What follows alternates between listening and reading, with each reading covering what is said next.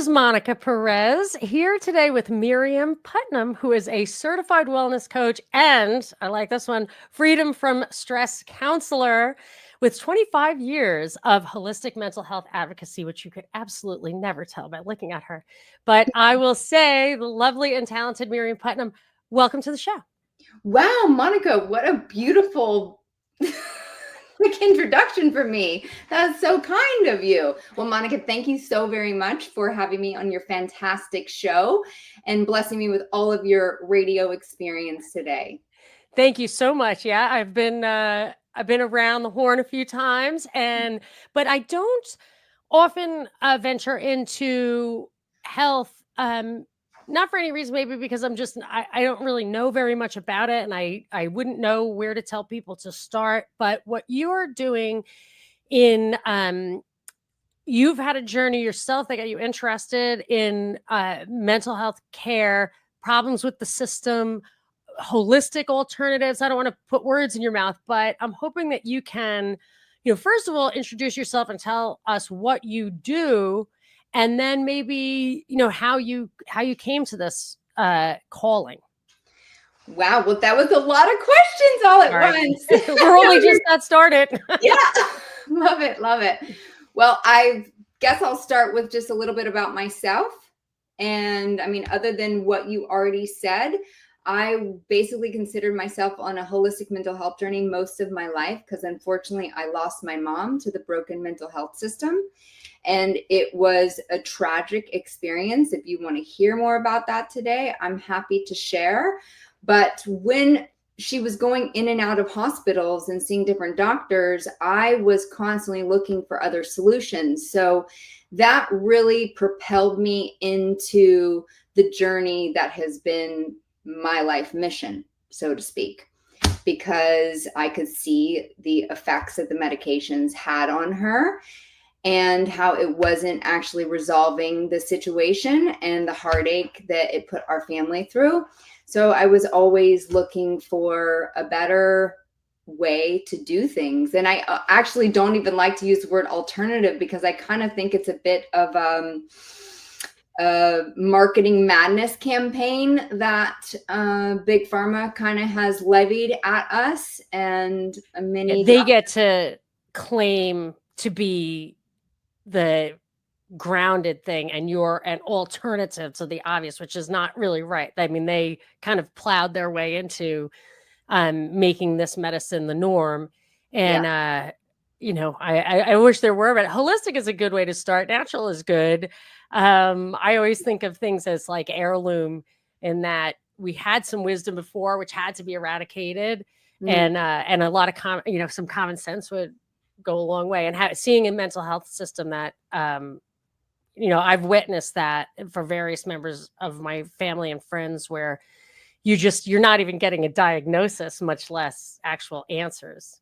Yeah, sure. Many different doctors will have a different subjective view on the situation. So then a person ends up with not only 1, 2, 3 diagnoses, then a person ends up with 15 or 16. I mean, we're talking the diagnostic statistical manual is about this big now, and it is filled with all sorts of conditions, so to speak, conditions, which are really just mental symptoms, mental stress symptoms.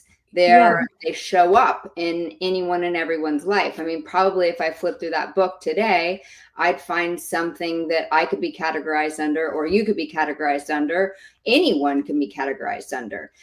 And it has become a way for insurance companies to bill and then for doctors to continue prescribing medications. And then it ends up the person is a lifelong, they're subscribing, they're being prescribed to a lifelong prescription that doesn't ever go anywhere. Like there's not a next phase. There's not a get off the medicine. There's not a you are better now. Those don't come with the medication. The medications come with black box warning labels that they can, create homicide and suicide. And at this day, now we have teenagers where suicide is going up and it's not going down. So the evaluation, the medication, the diagnosis, the early prevention, that system is not working. I sat next to a psychiatrist at a wedding once, and he really surprised me in what he said. He said he never wanted. They were talking about various forms of gun control at the time, was in the news a lot, and he said never let gun rights be attached to mental health evaluations. He said, because absolutely, he said the same thing about the size of that book. He said, absolutely every single person could be identified through one of those illnesses or symptoms or syndromes or whatever in the book. There's no such thing as perfect mental health, that these are all just elements that wax and wane, or, we're quirky. And he said, you cannot, there's no objective way to decide that somebody is not qualified to have a basic human, right or agency. Yeah. So it does seem to me that those, even the diagnostic tools, I know somebody whose daughter had like a $6,000 diagnostic tool and, came up with whatever they said she had, but she definitely didn't have that. And whatever the course treatment for that was not true. And it was really, I realized then, I was like, boy, you can pay through the nose and they are not there's no guarantee you're getting any closer to the truth. Yeah, it's kind of an unfortunate situation. And it's actually extremely hard to believe that there is actually no test. So there are subjective tests, like maybe you're filling out a questionnaire about how you feel or things like that.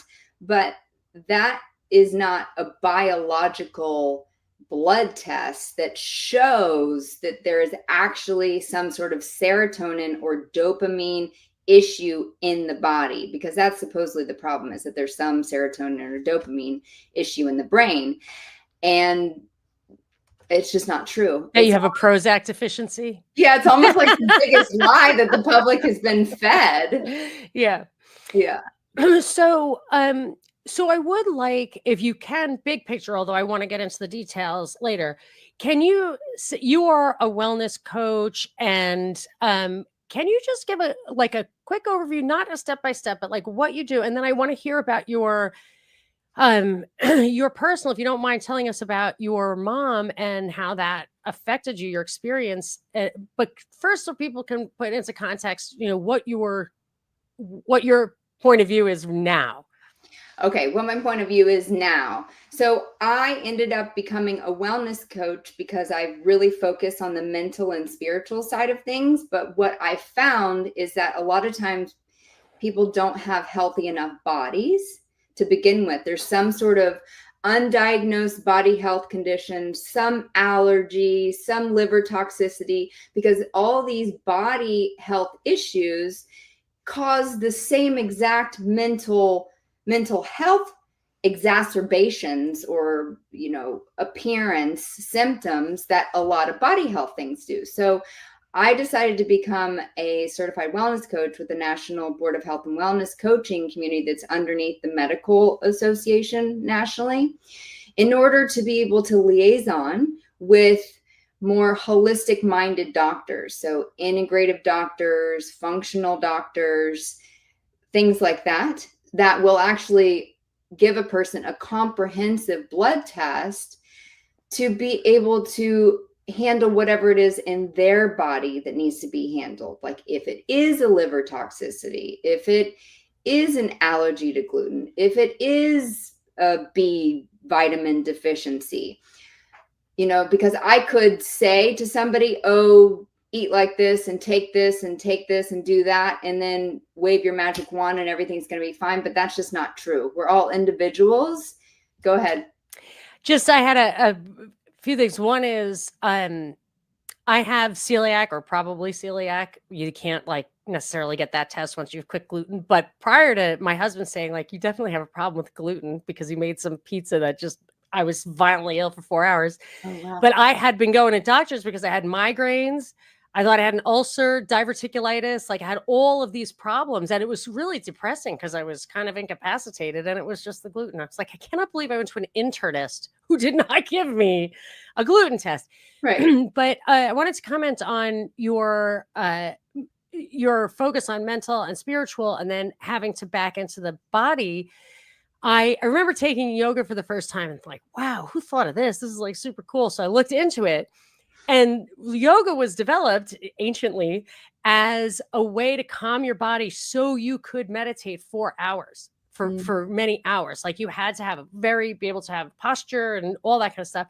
And then I realized like that. And also, even when I go to church, like I get like fatigued kneeling for too long if it's something really extravagant. And I'm like, dude, like I'm a bum. Got to work on that. And so there is, I would agree, like the first step is to square away your mentality. And I think that's true even with things like PMS or fatigue or whatever. I always tell people, like, before you take a drug, tell me what you're taking already and maybe just eliminate it, even if it's caffeine or alcohol or whatever. But yeah, I think that I like that your focus includes spirituality, which I think is like a really important element of mental health and, contentment. But yeah, if you're sick, you can't even tell what's the problem. Yeah, definitely. I mean, because the body is our foundation to work on mental stress or mind health. I call it mind health in the course that I came up with.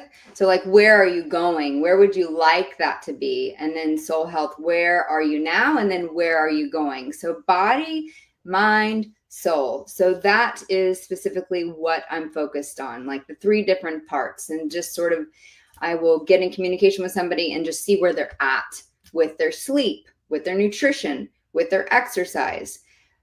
Are they taking any medications? Are there any unhandled body conditions that need to be addressed before moving on to the next step? And there are like 3 or 4 very powerful coaching tips that I do with someone in order for them to make the body health process a lot easier.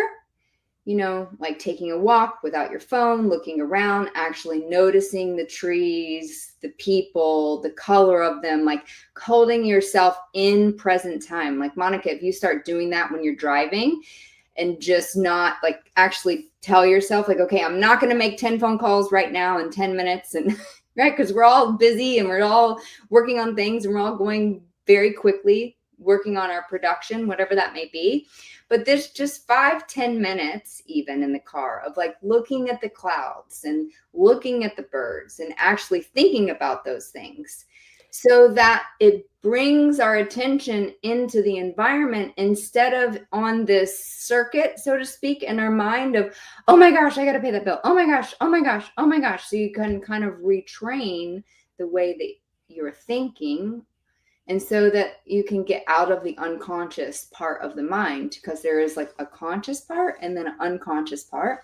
So there's different techniques that I help people with as far as doing things. And then there's lots and lots and lots of things that I know how to do once like we're past the first phase. But that's just sort of the entrance level to get somebody going into becoming a little bit more aware and recognizing that there is sort of this little bit of a mind muscle in our mind.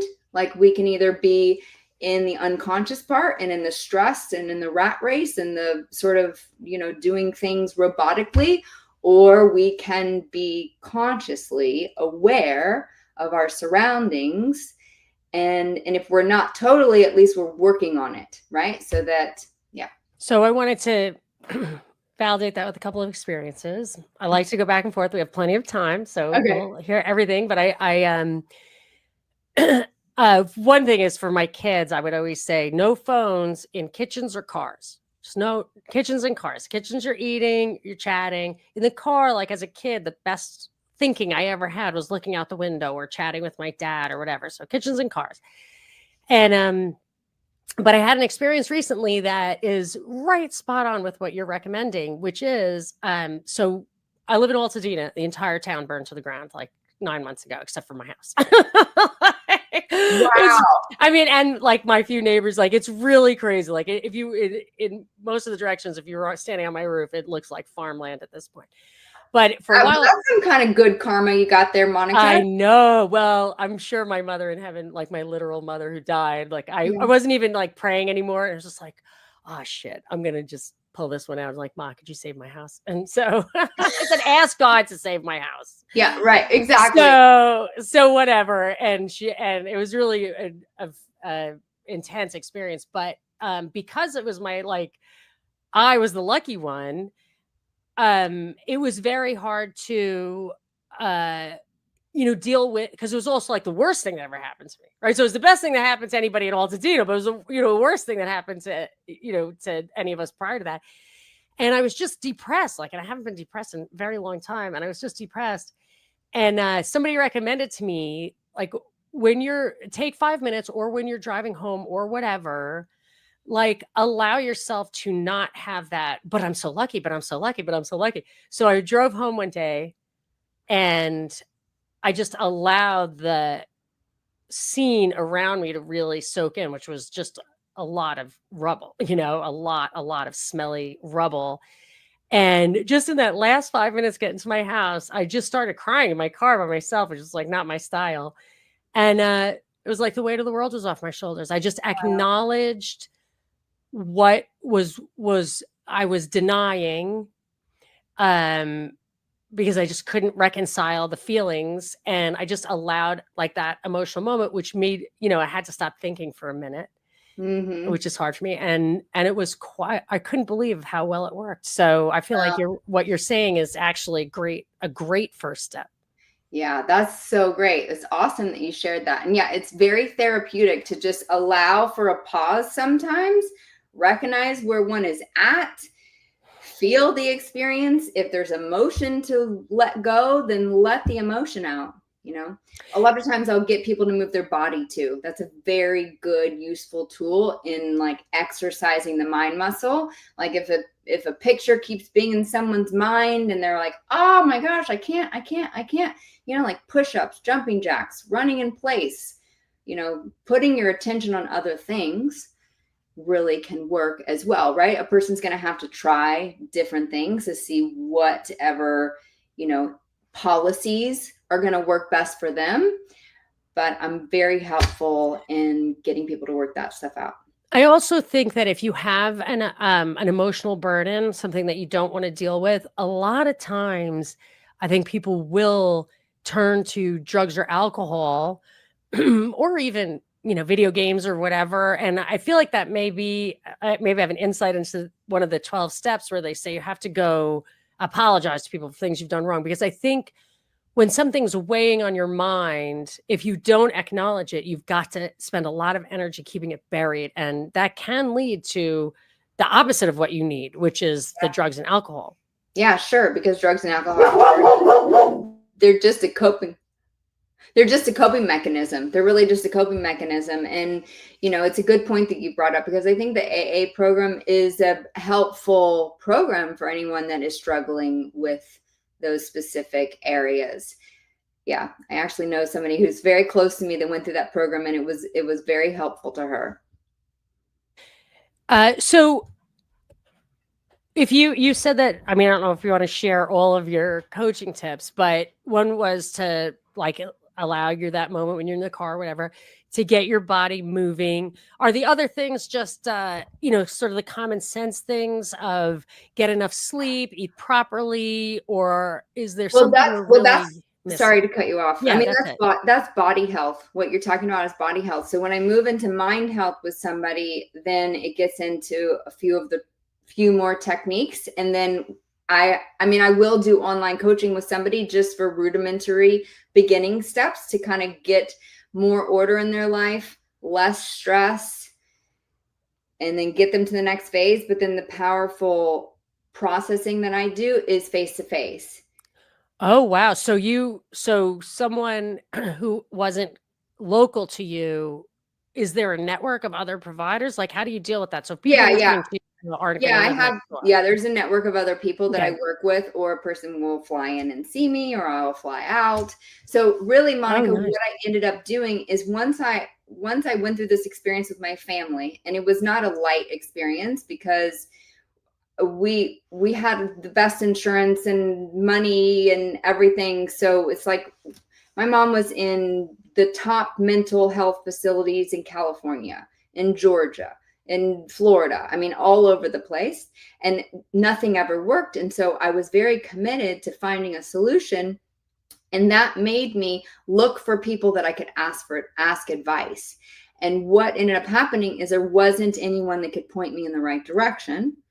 I did end up meeting some people along the way, like a doctor in California helped out with a lot of different things. But so what I decided to do is become the person that I was looking for, become this like beacon of hope for people that are really looking for a way to not just quiet the voices in their head, but get rid of the voices in their head. Do you think that's really, I mean, maybe not every last person. I mean, I ran into a paranoid schizophrenic in the airport recently, and I was like, is this guy running a scam?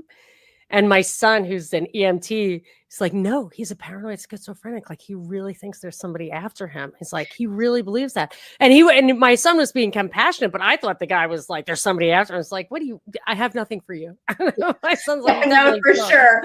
No, and I don't really mean voices in your head like schizophrenic. I kind of mean the sort of self-invalidation that all of us do to ourselves. Like, I mean, I am not like that anymore because I did this whole entire cleansing process, body, mind, and soul. Wow. But, you know, the voice, the inner voice in us that we can call like an inner demon, or, you know, self-doubt, or, you know, invalidation, or whatever it may be, of like, oh, it's not going to work, and oh, this is not going to be good. And oh, they don't really like me. And oh, I'm never going to get that job. And oh gosh, I could never do that. Like the fear and the depression voice and like all these different things.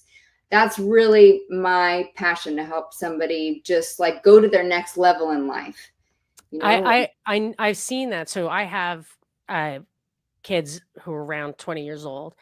So I'm like, just saw high school, I'm seeing college, and I can see some of these kids, there's promiscuity, there's drug use, there's eating disorders. And from my life, my previous life, youngest of 9, grew up in like real blue collar suburbs. Like, you saw a lot of dysfunction. And I see those girls who have these behaviors, which seem very self-destructive to me. And I think, there's a lot of negative self-talk going on in that head.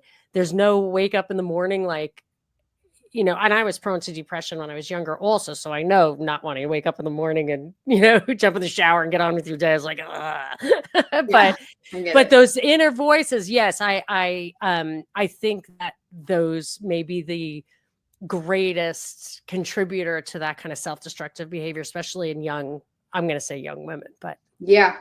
And I'm sure it happens with guys as well, but we just don't see it as much, you know? So if let me just get back to the body thing for a second. Do you feel confident that there are tests that can get to the bottom of most of the things, or do you observe lifestyle and add tests, and then there's some tests that they just don't exist yet? Well, I mean, it depends on if we're talking about a psychosomatic thing going on in someone's body, or if we're talking about something that actually can be found in someone's body. Right. There's a difference, right? Like, some things are really stress triggers in our mind that kind of show up in our body.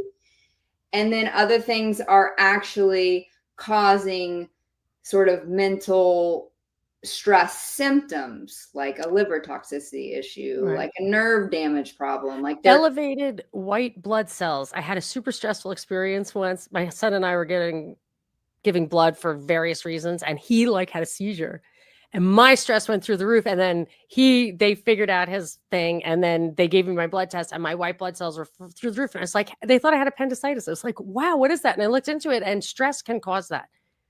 Stress can cause that, so that you can see that somebody's got like a highly inflammatory environment or whatever, even if you can't identify a disease, but there are probably markers that are signals for something going wrong. Yeah, definitely. And I mean, I think the longer that somebody is in a really stressful environment, the more they're going to see things appear psychosomatically in their body as well. So psychosomatic is really a physical manifestation of a Men- psychological problem. It's Of not them, yeah. hypochondria. No, it's like Right. it's a mental stress going on, and there's just not necessarily a test, a medical test to Got find it. it. And I mean, I haven't interviewed doctors on this point, but I know a lot about the mental health industry and have been advocating for many years. So I have a feeling that doctors probably came up with this diagnostic statistical manual that prescribed medications from it based on the fact that, like, what do we do about psychosomatic things? And they identify them by like a syndrome rather than like the symptoms and the syndrome, whatever. They can't necessarily say, okay, you have this disease. It came up as like, malaria. Right. It's something else. Yeah. So, okay. So you've witnessed the malfunctioning of the mental health system in That's your, a nice word for it. when you're young. And do you think it's still just as bad? Like, what do you think is wrong with it? Is it getting better? Is it getting worse? But what do you think is the main thing that's wrong with it? It's a great question, I'm studying to get my public health master's now, so I'm writing about this a lot and blogging and everything else. This is it's my passion. It's definitely my passion because I saw so many broken things about it. And currently, I'm also an advocate for foster kids in the court system as well. So I see what happens with kids, and it's an atrocious situation. If I could just wave a magic wand and get a policy in place and get public around a policy, it would be enforcing or mandating a comprehensive blood test before any medication is ever given. Wow. Interesting. So foster kids, I would think, I mean, it's bad enough when you have like two educated parents trying to navigate the system, or in your case, like your family didn't have financial constraints and people loved each other. But I imagine for foster kids, there's probably little continuity, not a lot of wisdom, resources are limited or directed by people who have their own interests. Yeah, that's really, I mean, that feels hopeless. Yeah, I mean, eventually I'll get back to working on a wellness program and hopefully get it in the court system and then be able to, go to different districts so that foster kids can have a different way. The blood test is brilliant, though, because that's in writing. It's scientific. And if I understand the health system correctly, if you ask for something and it's in the record, it needs to be acknowledged. Yeah, definitely. I mean, I think overall that would help people so much nationally in our country. Like it would drop the rate that people are on harmful psychotropic medication, right? Because right now we don't even have long-term studies on these drugs. So we don't even know what damage the drugs are actually doing long term. And I'm not totally opposed to any drugs being used. Obviously, I'm not. Like somebody breaks their arm, you need a pain pill. You need a surgery, you get a surgery. I mean, even in sleep issues, you can't sleep, you have to take a sleep medication and figure out, how to get back to your normal routine. Like obviously emergencies happen, and sometimes somebody can lose a job or lose a loved one or something bad happens. And then their only option is to go into a residency facility, a mental hospital or something. So how are we respecting the human rights of that individual at that point in time? Are we going to be a compassionate public and doctor, or are we going to enforce drugs or worst case scenario, electric shock treatment on the person? It's hard for people to believe, but it's still happening in almost every single state in the United States. Talk about an atrocity. It's terrible. So it would be awesome to see that gone, and then a comprehensive blood test go into policy for medical policy, mental health policy, that if a person is going through a super stressful time, let's get them a safe place to sleep, a wellness IV that pumps them with vitamin C, if they can take that, B vitamins, electrolytes, and not medications. That's a great point. I didn't even think about that. Like the miracle of vitamins, what a difference they can make when you're run down and it's something that you're missing. I mean, my mother who lived to 95, she's always pushing a vitamin. She wouldn't want you to take them all every day. But if you see him run down, yeah, she'd be like, go get a B12 shot. Go ahead. It'll be good for you. Oh, how cute, Oh, Monica. yeah. She I love it. loved Yeah. the B12 shot, which I bet she never even got one, but she would just always tell you need a B12 shot. But, and you were there and she would just say, A, B, C, D, and E. Those are the vitamins. I'm like, okay. I think I can remember that, Mom. Yeah. But she would never Adorable. like, she was cheap. So she wouldn't like eat a lot, but she got the hang of it over the years. And you'd come in and she had a little basket of vitamins and she'd give them to you. But I agree. Like do that first. And I actually have a book called The AFib Cure. People get AFib, which is scary, and they have to get ablations and stuff. But Yeah. man, I know a lot of people who sing the praises of that. It just starts out by eliminating alcohol, nicotine, and caffeine. And then on the other hand, you start taking magnesium and, so there are absolute scientific, like this definitely works kind of thing, just eliminating the toxins and introducing, the elements that people need. Yeah, just nutrition. I mean, it's Mhm. it's pretty simple. I mean, obviously the financial stability factor regarding our social determinants of health play a role in that, because right now insurance companies don't always cover wellness, which is starting to happen a little more frequently, but it definitely needs to happen more. It's an out point as far as society goes. Like, we need to see things getting more into the direction of major prevention instead of reacting to something, right?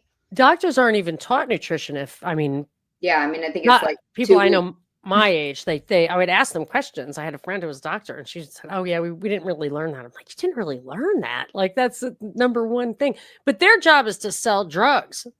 So like, I get cold sores and I used to get Valtrex, which is $30 uphill. And I realized that lysine, it's just a lysine deficiency. Yeah. And it's like $30 for 2 years supply. So who's gonna suggest that? But it's 100% effective, 100% effective. Yeah. And I'm like, how do you not know that? Come on, dude. Like, you're the ENT. But anyway, Yeah. so there's stuff like that it's not in their interest. So I don't know if you're ever going to get them to be in their interest to help you, which is why if you have it in writing, if you have a blood test or whatever, they have to acknowledge that, yes, this person has a vitamin D deficiency or whatever. Yeah, exactly. Yeah. And I think the more that people start pushing forward in our own communities and nationwide, different states, different communities, different counties, the more that I don't want to say put pressure, because I don't mean it in a mean way or anything, but the more that people become their own self advocates and investigate and go to their doctor and demand that the doctor follows the Hippocratic Oath, because every single doctor has sworn to. I think it's optional now. I know, but it's not. It shouldn't be optional. Right. You're really not allowed to do optional. I mean, it's almost like a little bit of a joke. And I have good friends that are doctors. Yeah, I do, and they try their best to follow the Hippocratic Oath, I would say. But you have remdesivir, AZT, chemo, there's abortion. You've got a lot of things that are common practice that, but they might argue with you that in the balance of things, they're doing what's best. I don't know, but yeah, I mean, I think that's where integrative health comes in. That's what I like about integrative doctors, because they'll use like a traditional Western path and be able to prescribe medicines and are knowledgeable about the Western way of medicine, but then they're also familiar with, we could say like Eastern philosophy, ways of doing things, like Ayurvedic medicine, or like the functional medicine, or homeopathic ways of doing things, more nutritional supplements. So integrative doctors, I think, for somebody who's like just getting their foot wet into like, how do I do this holistically? A good path probably is to find an integrative doctor, because they're going to give the person the best of both worlds, so to speak. Right.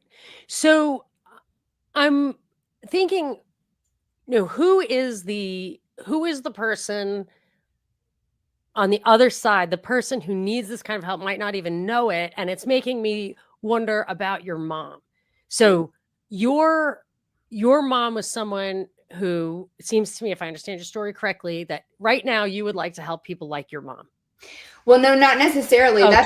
That's just how I got into this path. Okay, got it. What was your mom's issue? I mean, I Are you think okay talking about ultimately, that or not? yeah, that's okay. I think ultimately it was, if we're talking about her body health issue that was undiagnosed, I would guess that she probably had Lyme's disease and a Oh. hormone problem.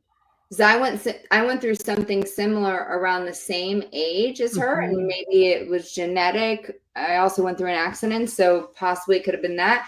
And when I experienced the symptoms of that bacteria in the body, because it got to third stage and went into a whole nerve thing, seizure thing, I was all, wow. And doctors weren't blood testing me for it. I had to search and search for a doctor to find a real solution. So Interesting. when it's not a broken bone, or it's not a cyst on a body part, when it's not something that a doctor can see in a scan or in just a regular blood test, right? Just, Yeah. regular, that shows that a person's on drugs, or a person Yeah. is like deathly anemic or dehydrated or something, right? We're talking like just a run of the Right. mill blood test, then doctors aren't usually going to find it. So a person has to really get a specialty comprehensive blood test. And that's what I ended up getting, to find the exact bacteria in my body. I And was did already, it? yeah, it did. Wow. And luckily I am who I am. So I obviously knew that I didn't have a mental problem. I had a body health problem, and I needed to Hmm. figure out what is going on in my body. Okay. But your mom, you believe there were underlying, you would guess that there were underlying, totally not even considered issues. And then because of that, did she have depression, anxiety? Was she irrational? What was it that got her so much attention? Because I heard you say she saw like 18 doctors over the years. Why was there so much? Then she didn't even want some of that attention. Why was there so much intervention? Was it her behavior or her mood? Was it painful to watch? Yeah, it was very painful to watch. I mean, it was extremely painful to watch. Like a heartbreaking experience. Like, because my mom went from this beautiful, caring, loving mom to somebody who wasn't really sleeping and kind of would be a little bit scary, would totally talk like a different personality, and stopped eating so much, got skinnier, would just do sort of irrational things quite regularly. And I guess she got a lot of attention because we loved her. It's not like we grew up with a mom that was always Hmm. like that. Hmm. And then my dad loved her despite their marital issues, because people go through marital issues, and a lot of times that emotional stress can cause mental symptoms to rear their ugly head. But overall, yes, it was absolutely heartbreaking. It was very heartbreaking. She was diagnosed with bipolar, which is a very common one. Yeah. She was diagnosed with dual personality, Wow. schizophrenia, depression. I mean, it was so many different diagnoses that I remember one day I said, "Mom, come on. Like, Yeah. this is," and she never wanted to go to the appointments. A lot of times she was forced into it, which is a very direct violation of our basic human rights. Mm. And unfortunately, we see a lot of that in the mental health industry. Mhm. She wasn't interested in taking the medication. She was more of a forward thinker, and she was very spiritual. I grew up going to church, and I grew up watching my mom study different philosophies and different practices and Native American thought process. studying the Torah, going to Jerusalem, looking into, the history of religion, right? Because there's truth in all of these religions. And she was a truth seeker. And she was not interested in medication. So it was an awful experience for her to go through. I would sit in doctor appointments with her, and she would tell the doctor, but this has awful effects. This can make my body break out in a rash, and then I'm not going to be able to sleep, and then this, and then that.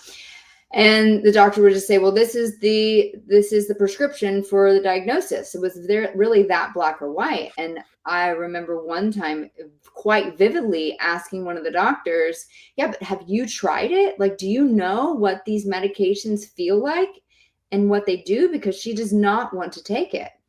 So we would get into sort of battles, I guess you could say, with the doctor on, isn't there another way? There's a little bit of a circle with that medication and diagnosis thing. So I remember a nurse practitioner telling me, well, if the drug works, we know the diagnosis was correct.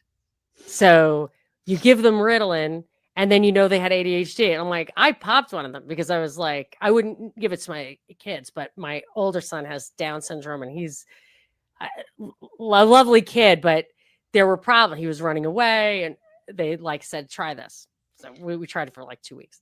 Anyway, but I took one, and I was like, oh yeah, okay. I didn't eat all day. I cleaned my house. I have ADHD, which I don't, and it made me function way better too. It made him a complete zombie. So that was just off the table and whatever. But yes, this idea that the diagnosis tells you to take the prescription, if it helps, confirms the diagnosis. I mean, these things, like you said, the doctor could take it, you could take it, I could take it. There would be an impact of it. So it's not really the right way to go backwards like that. And I don't blame her for not wanting those things, especially if there was an underlying issue, the poor thing. Yeah. So I saw a lot of heartache firsthand, right? I mean, I was in college back then. I would have to fly back to Florida because I was living in California then. I graduated from Cal State Northridge. So I would fly to see my sister at University of Miami, go find our mom. Sometimes we'd have to hire private investigators. Oh my goodness. It was constant. I would say every 6 months to a year, there was some family crisis and interventions. And yeah, I wouldn't recommend the experience to anyone. And when I looked into different group meetings that are offered in the health industry, they really don't give any solutions either. So I just set out on a path. I'm going to find the answers. I'm going to be aligned with people that can do something about this. I'm going to work with the doctors. I'm going to help people that really want to find a solution, right? Because some people, it's their choice, right? I mean, it gets into a whole freedom of choice. What do you want to do? So I tried to ride that gray line kind of carefully, because I would never want to force somebody to do something that they don't want to do. I mean, this is a very, you have to be self-determined to go on a journey, a real wellness journey. Where do you see yourself in 5 years? Do you see yourself in a worse condition, or do you see yourself in a better condition? Do you have the same job? Where is your job going? Are you spiritually more aligned, and are you creating better relationships in your life? Somebody who's actually seeking to make their life better and make others' lives better are the people that I love to work with the most. And so so it's not necessarily someone who has, it's not a solution to mental illness as much as it is a path to mental health. Right. It's just using that as, I mean, since I'm such a strong advocate for this area, because I have so much lived experience and so much knowledge. I mean, I've talked to thousands of people now at this point in time on what the drugs do, the suicidal tendencies the drugs create, the homicidal tendencies the drugs create. and how many shooters have been on these medications over the years. I've talked to so many psychologists, police officers, teachers, principals, parent groups. So I'm very well equipped and knowledgeable in this specific area. And I think it helps me be a better counselor and a coach, because the line is very black and white for me. So what are the concrete things that you do or that you recommend people? So I think I saw that you had a stress management course. Does that mean something people can access online, or is that something you have to be there personally? Is it a group thing? And You can get it online. You can get it online. Yeah. Okay. And it goes over just the 3 basics of body health.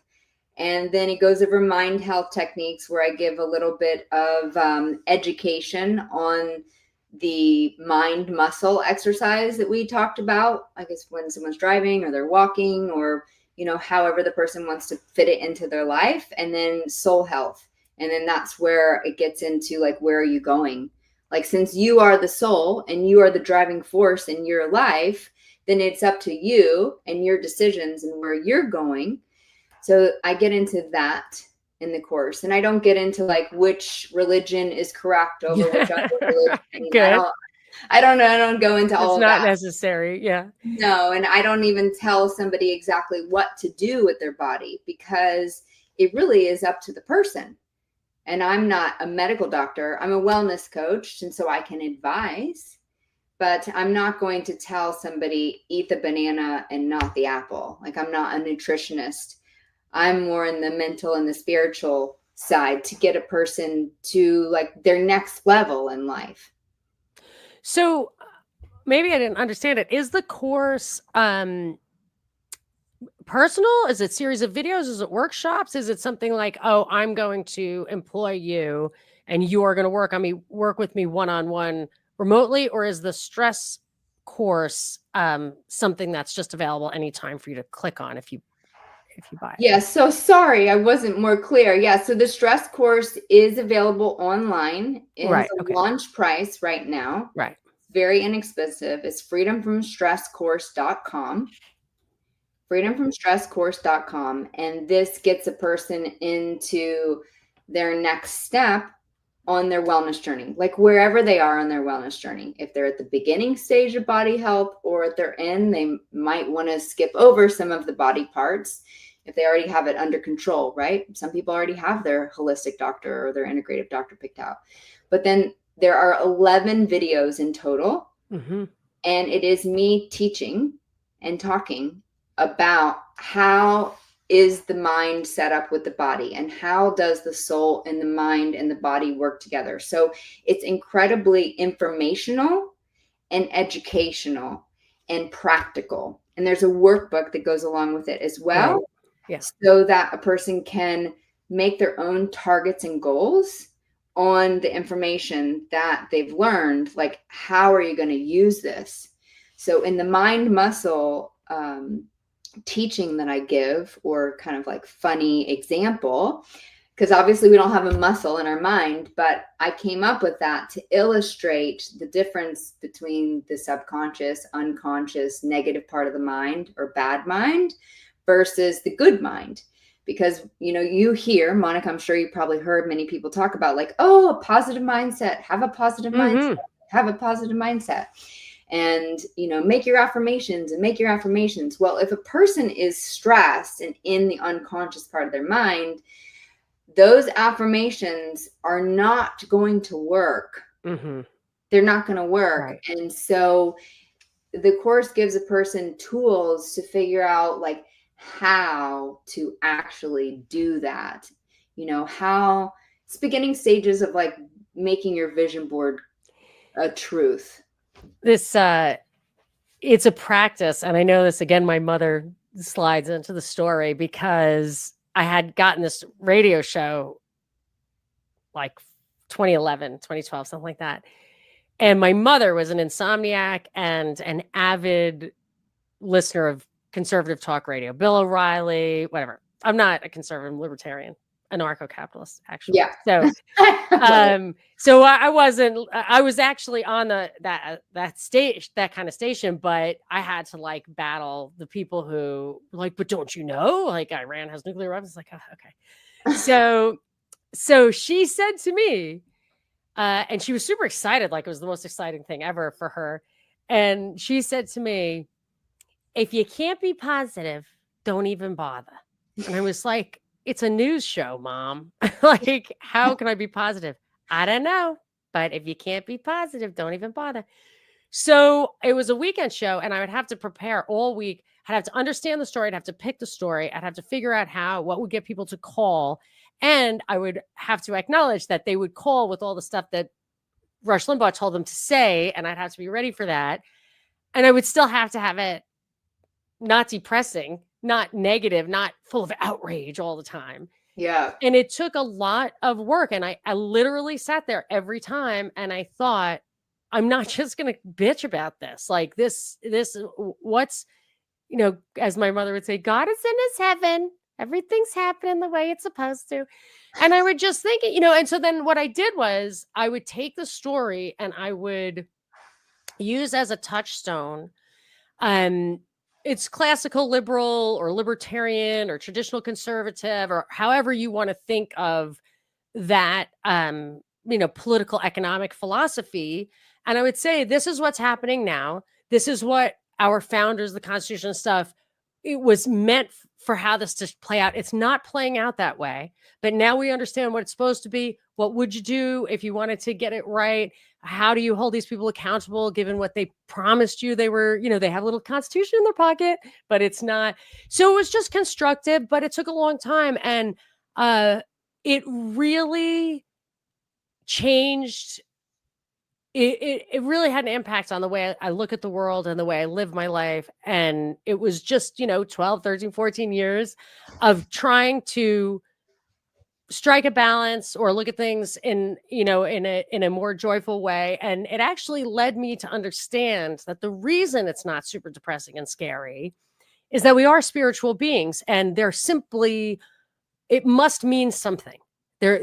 We are experiencing something interdimensional in the fact that we're human beings and not animals in this world. Right. And in that there's hope and obviously a responsibility to be on this earth, not to change the world, but to be what you were called to be. And it really changed how I looked at things. And it was a practice. Yeah. Mm-hmm. Yeah. I love that. I love that you went through that. It sounds like you learned a lot. I did. The whole radio thing was nuts because I did not want to get yelled at. And I remember one time, Caitlyn Jenner came out as Caitlyn Jenner. And my take was, I totally think this is a PR stunt. I'll believe it when I see proof. But this person has every right to do it. He or she wants to with his body. And everybody on both sides called in, yelling at me, making me cry for like 4 hours or 3 hours straight, whatever my thing was. And everybody hated it. Like, you're Eve, you're evil, you're, or you hate, you're a hater, whatever. Came home. My mother happens to be at my house that time. And I came home like just crying. I was like basically crying for 4 days. I couldn't stand. I cut Facebook hate, everything. And she said, who puts herself out there? You did. So, and I was like, what? Wow. Thanks, Mom. But what I learned from that was you have to absolutely know what you're talking about. You have to know that you believe what you're saying. And if you're challenged, so if you say, I think this is my opinion, blah, blah, blah, you just have to know that if you're going to take a stand on something, you must really understand it. And because of that, you can understand yourself better. So that whole experience was quite transformative. Mm-hmm. But it was painful and it was introspective and, that kind of thing. I mean, I'm not drawing parallels, but it's a growth journey. And, yeah, definitely. And everyone has one. Yeah. If they choose to take it. Well, sure. Right. Because we can look at life as a learning experience and a growth experience and how to take this experience to get us to our next level. Or somebody can look at their life like a victim. And, Yes. life is happening to me and poor me. And, so that is definitely a different way of experiencing life. Sounds And like that, you looked at it like, I'm going to go through this transformation. And I mean, I have yeah. always been like that, like what am I going to learn from this? How am I growing? How is this going to get me to the next phase? How am I See, going I wasn't always like that. I had depression until like a few things happened at once. Maybe when I was like 30, finally got out of school, which I think was like the most depressing experience ever. And it was most of my life. And then I met my husband, who was definitely not my type, but he loved me unconditionally. And that was very healing. And I'll tell you this, back then, or originally, Prozac was it was approved as a 3-month course to reset dysthymia. So I don't know if it works or not. That's what I did. But it coincided with too many other variables to really identify that. And I'm not an advocate of long-term antidepressant use, whatever, but I did have like a low-grade depression. Um, and I'm only even telling you that I only out of honesty do I have to give the hat tip to the Prozac if it had anything to do with it. But I say that just because it was not my natural disposition to take a positive outlook. It was not. So it was something that I can attest you can achieve. And I do think your environment, like I hated school, your health, I never used to exercise or anything, drank, didn't sleep, like whatever I wanted. I just didn't, I had no idea how to structure a healthy, normal life with balance. Just when you are the youngest of 9, like, no, you're Yeah. not even seeing it. You're not, the behavior isn't modeled. So I actually think it would be quite helpful to have somebody who can, especially, yes, there's a workshop, which is great. And that would be a first step, but to have a little tailored coaching would I imagine be life-changing. Do you have people who say like this has been life-changing? Yes. Like quite regularly. Yeah. Yeah. Mm-hmm. Interesting. Because that negativity not only ruins your life, but it like, so the body and the mind go this way, but it also goes that way. So if you're not, you can really like eat yourself into oblivion or drink yourself and not take care of your body. And then you're going to die, Right. Well, yeah. like you're old and you're going to die. And it's like, yeah, you're right. So you're miserable, but you're going to miss this. Like you could have a lot of years on your feet and, Are you living like a happy, good life? yeah, Yeah, definitely. very Yeah, because interesting. our mind is very powerful. Yeah. And I think one of the biggest tools, not necessarily tools, but facts that I tell my clients and people that I choose to work with, and now I'm sharing on your show, is that we are in control of our mind. Like Yeah. we are in control of our mind. We are the souls in control of our body and our mind. And so by doing a few things that are intentional, it can get a person to their next step, to a more powerful mindset, to reaching towards their vision, to actually working on their actual next steps, on getting to that next place. And then, but I think it really helps a person to make the differentiation between the body, the mind, and the soul. It's not just one big, it's not Yeah. just a big mess of a ball. We actually, like, there are different things to do about all of it. That's very empowering. I think it's super important to make it crystal clear that you are in control, because it's very easy to look at the nature nurture debate and say, I just can't. I'm just like my dad or whatever. I just can't. But even if you are just like your dad, I think you can. I think people need to understand they can control it. And you look at these like miracle stories of paraplegics and stuff, like who can Right? really still, I think they've done studies where they do assess people before and after they won the lottery and before and after they've been paralyzed, and like the happiness level is the same. Like after a year, you get right back to where you were before. So it's not an external, and I think you can control it if you Oh, want no, to, right. but you But have a disposition. It's not externally controlled. And then I do think you can control it. But let me ask you a weird question I bet you never heard before. Have you ever had a client who is demoralized by maybe a discriminatory environment, or maybe you what you might have heard is like a family environment that feels inescapable, where the way they're treated feels like the problem? Yeah. And what can you do about that? Just exit? Well, right. So, I mean, it's going to be up to the person to identify whatever the true source is in the environment. But I go over energy vampires and narcissists in the soul health in the course on how somebody can actually feed off your energy on purpose, right? And so then it can make you more on a roller coaster, right? Like literally up and down and up and down. And so I will work out plans with the person on what would they like to do about it. Right. Interesting. So, I mean, I can have a viewpoint, right? Yeah. Right. Ultimately, it is the person's life and it is their decision. And it brings me back to a fact, or a saying that somebody who helped me a long time ago. Like, somebody helped me, so now I'm able to help others with the valuable tools and the technology that I deliver face to face, because somebody helped me. And I was distraught over something at one point in time. Like, oh my gosh, I can't believe this. And why, and why, and why? I wish they wouldn't. And right. This, when we're drastically and incredibly protesting something, like how and why it can't be. And she looked me dead in the face and she said, Miriam, you're going to have to remember one thing. And it is, people are playing the games they want to play.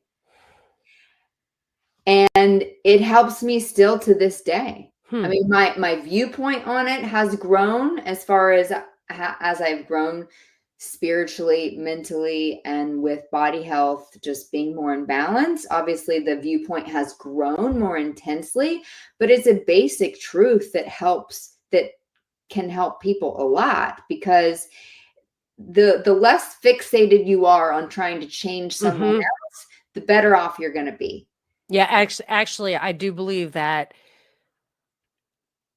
if you're in a situation like that and someone is an energy vampire, and in my case, I'm thinking of someone who I would characterize as a malignant narcissist. Yeah. It's when you're actually being affected by it, you can't stop thinking about it night and day. You're so fucking frustrated. You're like, did you hear what she says in front of what the fuck is wrong with her? Yeah, right. But if you, an age will help with this, if you get over the hump and you're just like, that's her problem, it doesn't bother, it can literally not bother you at all. Yeah. And there's some place in between that where, like, reduce exposure, you know what I mean? Yeah, right. Somebody's gonna have to. There's a lot you can do, but once you identify that, and I think you can handle it a lot better, or in any case, once you identify it, then you know what your options are.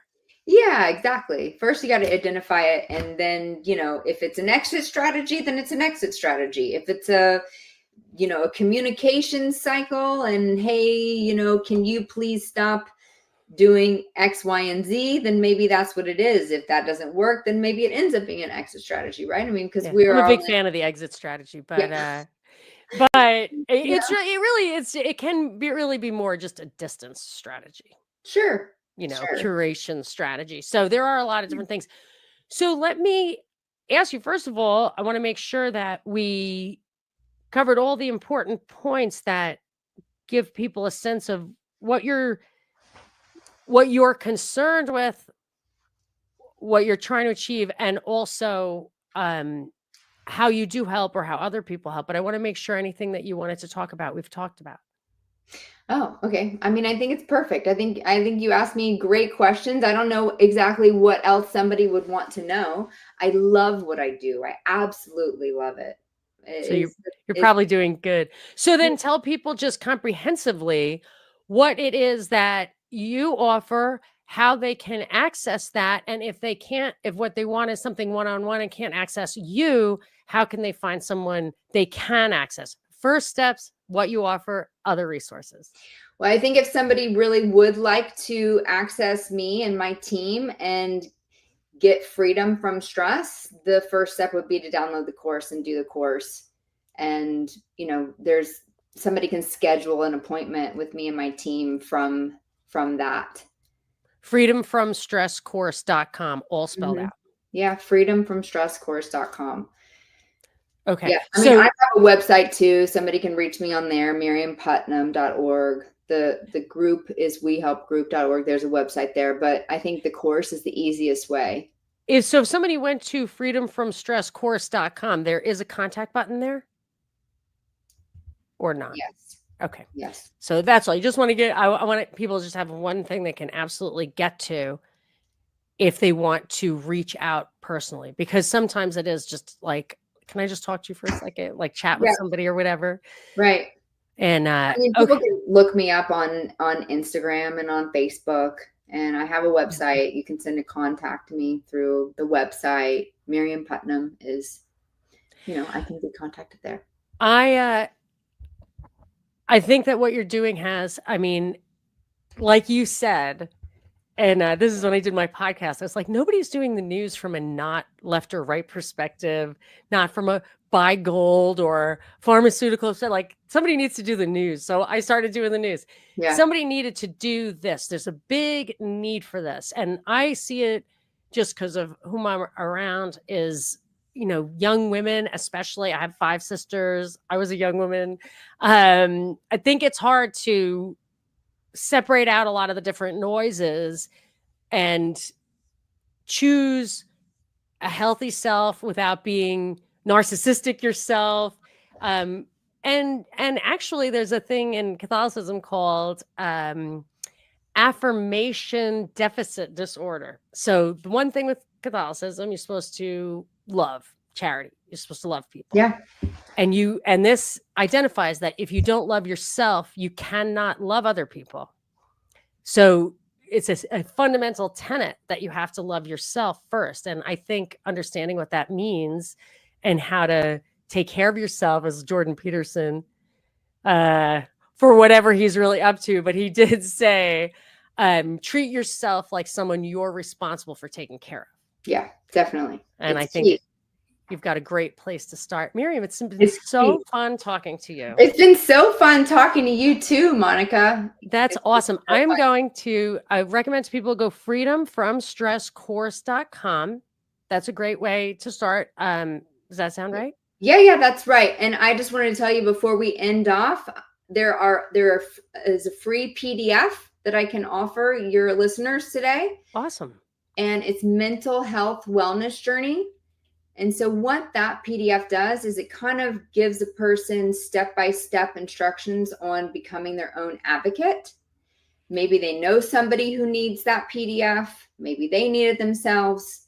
But I put that together just because of all my years of research and advocacy. Oh, that's great. Working with different nonprofits like Citizens Commission on Human Rights and Mind Freedom and Mad in America, like lots of these different organizations that exist that aren't like mainstream yet and harder to find. And then a vitamin company that exists in Canada called True Health. And so what that company will do is actually coach a person through getting off a psychotropic medication, if that is what they choose to do. Right. So different health things. And there's also a link to the course on that PDF. So Mental Health Wellness Journey is, if somebody doesn't want to spend money on the course, they can do that free download. And I'll put that in the show notes. Okay. So wherever you're listening to this, you should be able to just look in the description and find those 2 links. And that's awesome. Well, I hope that you get enough. I mean, it's obviously a labor of love. Oh, it's totally a labor of love. It's a great word for it. I actually I say that to describe what I've been working on. It has not been easy. Yeah, no, it absolutely is a labor of love. Obviously, it's nice if people sign up for some of the things that you offer. I know the feeling of just even keeping things going. You can't, whatever, you have to charge for these things. But it's nice that you have the Mental Health Wellness Journey PDF free, and the freedomfromstresscourse.com. People can check that out. And yes, so Miriam Putnam, thank you so much for all of your insights and such a nice, non-judgmental attitude about anyone's individual mental and spiritual and physical health journey. Yeah, definitely. I absolutely love it. And I am here to help and support. And Monica, you've been an absolute pleasure. It's been a joy. Feeling is mutual. I'm going to ask you to hang on because I need your recording to upload, and I'm going to hit the bye-bye button. So bye, everybody. Thank you so much. Bye.